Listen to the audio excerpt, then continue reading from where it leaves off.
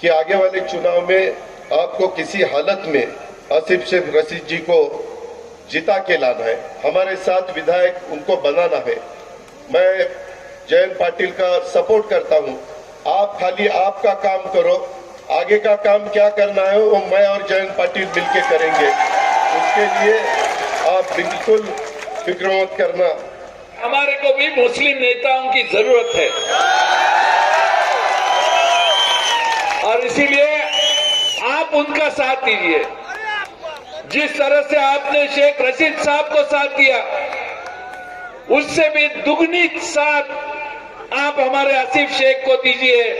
ये वादा आपसे मैं आपके पास से लेके जा रहा हूं। मैं राष्ट्रवादी का अध्यक्ष के नाते ये विश्वास आप सबको आदरणीय पवार साहब के आशीर्वाद से दे रहा हूं कि इस मालेगांव शहर में बहुत अच्छा विकास करने की व्यवस्था हम करेंगे।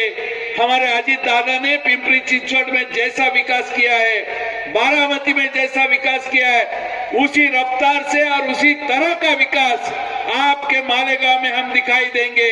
2024 के लिए बहुत ज्यादा वक्त नहीं रहा है, सिर्फ 18 महीने रहे।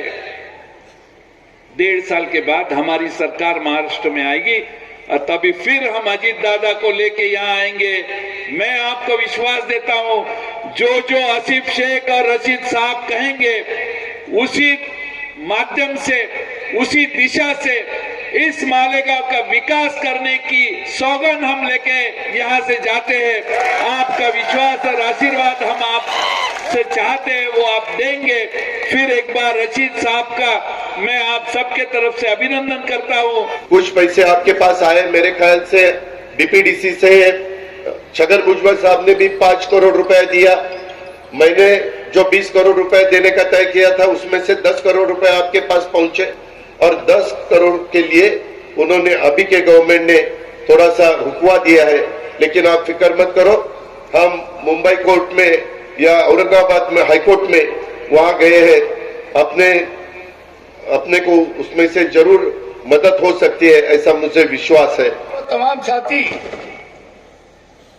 और मेरे को तो बहुत आगे कोशिश करने वाले, लाने वाले मेरे अपने इस वार्ड के दादा, हम जहां बैठे पहली टाइम मैं यही से, इसी वार्ड से नगर सेवक बना था। आज तक यहाँ पर हमारी सीट कभी हारी नहीं और आजू बाजू में भी हारती नहीं, अल्लाह का करम है।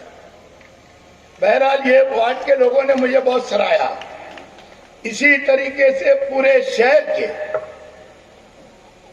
माँ बहनों ने, बुजुर्गों ने, नौजवानों ने, मेरे अपने साथियों ने मुझे बहुत चाहा है। ये चाहती है, वरना इतने शायद ये जगह कम पड़ रही है। पूरे उस कंपाउंड में भी लोग हैं, बाजू के कंपाउंड में भी है, इधर बाजू में भी है और आगा रोड तक ये पब्लिक है, क्योंकि बाकी जगह स्क्रीन लगी हुई है। तो बहरहाल ये जो तमाम आप लोगों की जो कोशिश रही, जो आप लोगों ने 8-10 सालों में कमेटी से लेकर शहर के हर कॉर्पोरेटर हजरात ने, तमाम एक एक कार्यकर्ताओं ने, राष्ट्रवादी कांग्रेस के तमाम पदाधिकारियों ने, राष्ट्रवादी के जो हमारी बहनें हैं पदाधिकारी, इन लोगों ने बहुत कोशिश की, मेहनत की और इसीलिए दादा 8 दिन तक किसी ने मेरे बराबर की मिठाइयां बांटी, किसी ने अपंग लोग को साइकिलें दी, किसी ने लकड़ी दी, किसी ने उड़ने के लिए ठंडी आ रही तो दुस्सा दिया, किसी ने अनाज की किट दी। मैं ऐसे तमाम चाहने वालों का भी शुक्रिया अदा करता हूं। और हकीकत में मैंने तो दादा यहां जब आपके साथ सरकार में था 10 साल,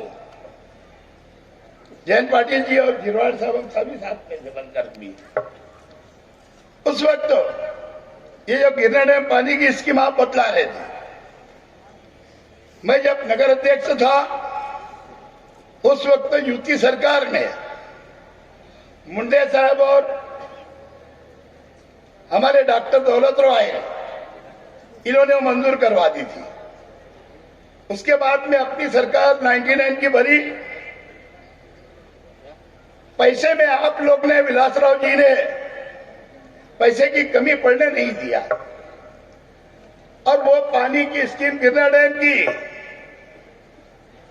7 सालों में पूरी हो गई और लोगों को भरपूर पानी मिलने लगा।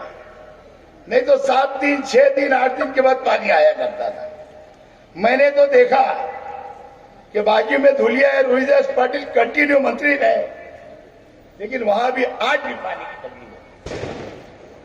ठीक है, वो तो ग्रामीण के है, लेकिन शहर में अभी भी 4 दिन पानी, 4 दिन के बाद पानी आता है। मनमाड़ में 1 महीने 20 दिन के बाद पानी आता है। हमारे शहर के, हमारे चाहने वाले और खास तौर से हमारी माँ बहनें, अब उनको नदी में या दूर दराज नहीं जाना पड़ता पानी लाने। घर घर नल है, घर घर पानी है। अल्लाह के करम से हम रोजाना पानी दे सकते हैं, लेकिन जानबूझ के हम एक किनार देते हैं ताकि पानी की बचत भी हो।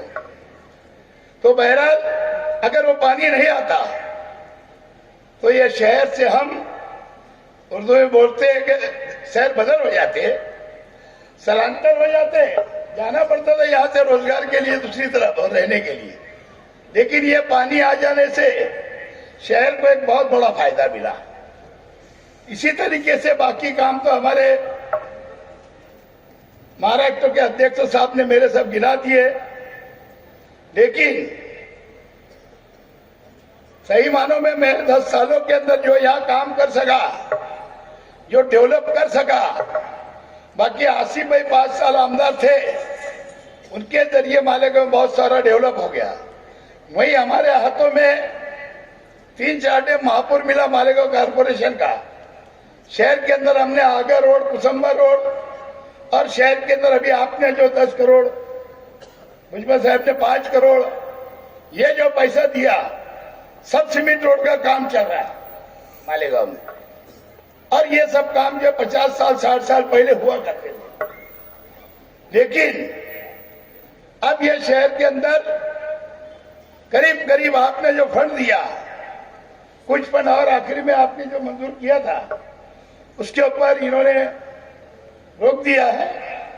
उसकी भी कोशिश जारी है, वो मिल जाएगा तो बाकी की भी सीमेंट रोड बन जाएगी।